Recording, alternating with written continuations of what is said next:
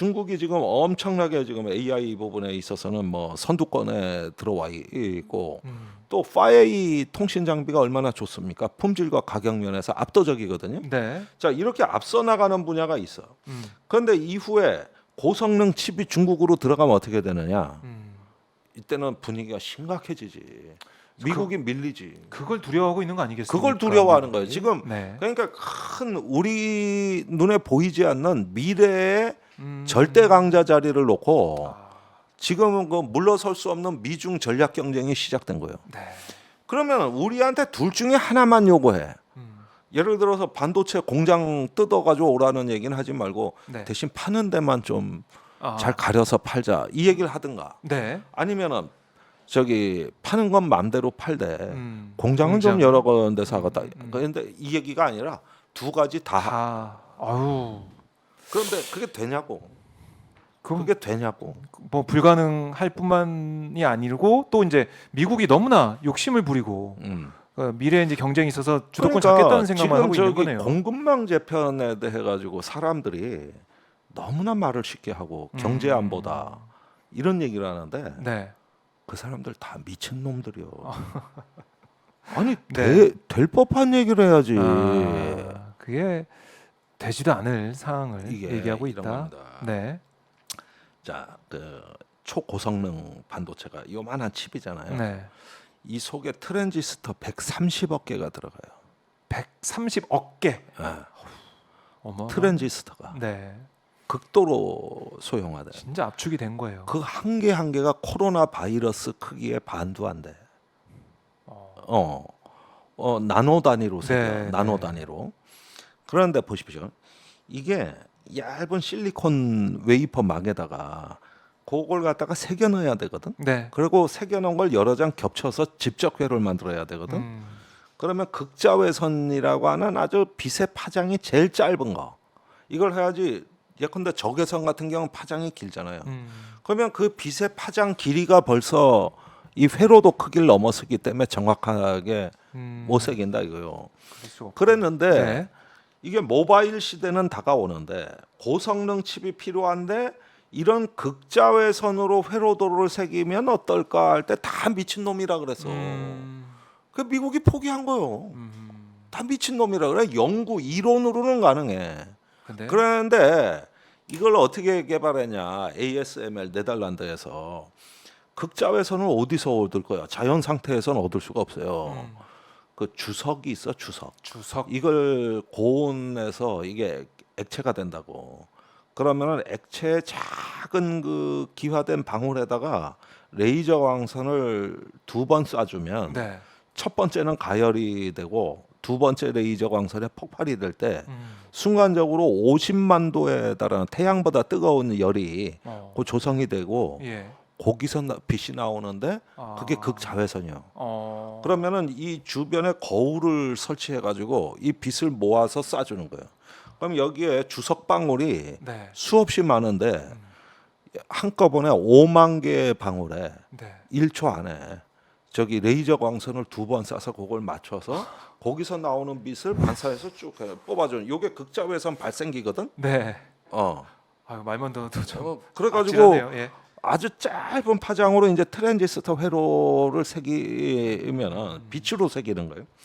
그렇게 해 놓으면은 이게 이제 착착착 집적 회로가 쌓이는데 그 뭐 쌓이는 것에 그 얇은 막이 형성이 돼야 되는데 그게 원자 2개 크기의 막이야. 원자 2개 크기의 얇은 막으로 깔아줘야 돼. 그러면은 자 봐봐요. 이 노광 장비로 해서 식각이라 그래 깎아주고 그다음에 막을 입히고 그다음에 세척을 해줘야 되고 그다음에 저기 저기 이 전 과정은 웨이퍼 과정이라 그래서 이 실리콘 거 순도 높은 거 고순도 그거 해야 되고 그다음에 이렇게 해서 극자외선에 석이고 다시 이제 막을 입히고 그런 다음에 이제 패키징이라 그래가지고 이제 그 상품화 단계로 들어가거든요. 조립 단계로. 그러면은 이 과정에 이 복잡다단한데 각각의 공정에다가 소재 부품 장비 들어가지. 이게 삼성전자가 만드는 게 아니라 전 세계가 다 뛰어드는 거요. 전 세계가 다. 삼성전자가 만들어서 판매한다고 하지만 그 안에는 그럼 삼성은 정말 핵심 기술과 공정 제조 노하우를 갖고 있는데 이게 동남아부터 해서 유럽부터 해서 다 깔아놨다고. 다 이거를 깔아놓은 거야. 단시간 안에 어떻게 해볼 수가 그러면 없고 이걸 불가능하다. 미국으로 옮겨봤자 네. 이게 하하. 저기 거기서 맨 땅에서 뭘로 헤딩할 거냐고. 네. 물론 실리콘밸리가 있지. 그러나 음. 실리콘밸리가 잘하는 건 디자인밖에 잘하는 게 없어. 네. 어, 미국에서는 거기에 하다못해 공기 정화기까지도 최첨단이어야 된단 말이에요. 그렇죠. 약간의 미세먼지 하나가 있어도 이 공정이 틀어지거든요. 네. 완전 수율도 정화에다가 차이가 나게 되고. 수율이 그러면은 네. 이걸 갖다가 쫙 깔아가지고 전 세계에 이걸 배치를 해놓은 이 공급망을 다 뜯어서 옮기고 뭘 옮기고 그 다음에 공장을 여러 개 짓고 이거는 간과 심장의 위치를 뒤바꾸는 것과 같은 수술이다. 거기에 많은 혈관, 신경, 네. 모조리 다 그 배선을 다시 깔아야 되는. 가능해? 아유, 이게 그런데 지금 너무 벌써 어려워 보여요. 인공지능 시대가 벌써 와버렸어. 그렇죠. 벌써 자율자동차 시대가 벌써 와버렸다고. 이제 스마트 시티요. 5G. 벌써 와버린 걸 어떻게? 그러면 벌써 와버렸는데 다시 또 이 시대에서 다시 뜯어가지고 공급망 다시 만들어서 다시 해. 할 수는 없죠. 미친 놈이지. 그렇게 하는 거. 그러니까 이게 지들이 못하는 거는 80년대, 90년대 모바일 시대와 PC 시대가 왔는데도 이걸 네. 대비를 못하고 혁신을 안 해놓고 이제 와서 부랴부랴 안보 논리를 안보 들이대가지고 논리로. 이게 세계가 망하는 길이요. 이건 세계가 망하는 길이라고. 오늘 교수님의 이 말씀은 미국에서 좀 듣고 깨우쳐야 될 것 같은데. 아니 그런데 벅벅 우기는 대만에서 전쟁이 일어난다. 지진 난다. 네. 그래서 대만에서 반도체가 독점돼서 안 되는 이유가 10가지가 넘어요. 별하별 그런 이유로 논리를 다 만들어놨군요. 그런데 네. 왜 갑자기 안 된다? 그럼 지난 30년간 잘해왔거든. 그렇죠. 지난 30년간 잘해왔는데 왜 요즘 안 되는 이유만 다 나오냐 이거요. 그거를 지적을 해주고 반박을 해주고 해야 되는데 지금 우리나라 이제 외교나 우리나라의 정부의 모습을 보면은 그냥 빨려 들어가고 있잖아요. 미국 논리에. 그러니까 미친 놈들이야. 그래서 이걸 갖다가 일본하고 소부장을 어떻게 해서 후쿠오카하고 뭐 네. 이런 데다가 뭐 삼성이 가서 반도체 공장을 지어주고 일본은 다시 반도체 강국으로 떠오르고 우리가 그런 짓거리에 왜 갑니까? 그렇죠. 우리 국익을 최우선에 두는 외교 그런 정책을 펼쳐야 되는데 그게 안 되니까 비판을 받는 것이고. 그러니까 우리가 미국 일본하고 분리는 될 수가 없어요. 내가 네. 아까 얘기했듯이 신경과 혈관망이 다 촘촘히 연결돼 있기 때문에 미국 일본하고 분리돼서는 살 길이 없어. 네. 그러나 이 제조 공정을 인위적으로 뜯어 고치는 거는 이런 신경혈관 배선망을 다 다시 깐다는 얘기예요. 네, 그만큼 그리고 어렵다. 이제는 만드는 반도체가 다르다니까. 이제는 AI용 반도체. 그렇죠. 우리가 이제 그건 생각하던 다르잖아요. 그런 반도체 시대가 아니라 아니라니까. 아예 이제 또 그러니까. 이번에 또 그야말로 혁명이 일어나는 거네요. 또 차세대 네. 혁명이 일어나요. 차세대 반도체 혁명이 또 일어난다고.